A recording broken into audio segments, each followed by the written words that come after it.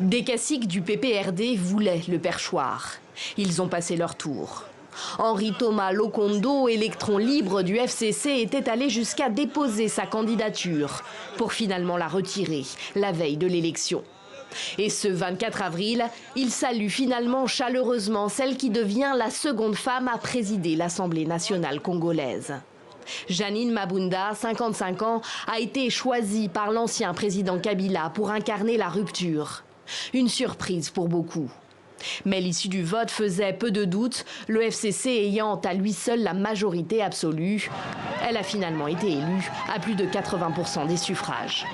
Elle doit faire de son mieux pour être au milieu du village à chaque instant.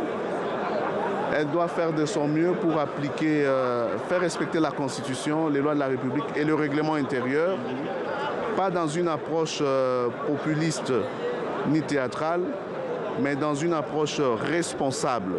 Janine Mabunda a une longue carrière derrière elle. Diplômée en droit et en sciences commerciales en Belgique, elle a travaillé dans la banque avant de devenir ministre du portefeuille, puis députée de la ville de Bumba, dans la province de la Mongala, celle de feu le maréchal Mobutu. J'avais l'impression que le territoire de Bumba et peut-être aujourd'hui certaines provinces de la République démocratique du Congo n'étaient peut-être pas suffisamment intégrées dans le jeu politique ou dans le jeu institutionnel. Moi, je ne suis pas quelqu'un des bureaux. Je peux parler français de façon très châtiée parce que quand on fait le droit, ce sont des termes techniques qu'on utilise plus facilement que d'autres. Mais j'ai toujours eu à cœur de sortir de mon bureau, de briser la glace.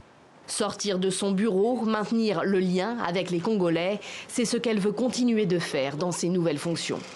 C'est que moi, j'aimerais en fait qu'on passe du palais du peuple à la maison du peuple. Je voudrais qu'on puisse résoudre ou corriger la fracture entre les électeurs qui nous envoient, nous les députés, à Kinshasa, et eux qui sont restés là-bas dans nos communautés et qui nous avaient choisis dans l'espoir, l'attente, l'exigence d'une amélioration de leurs conditions de vie.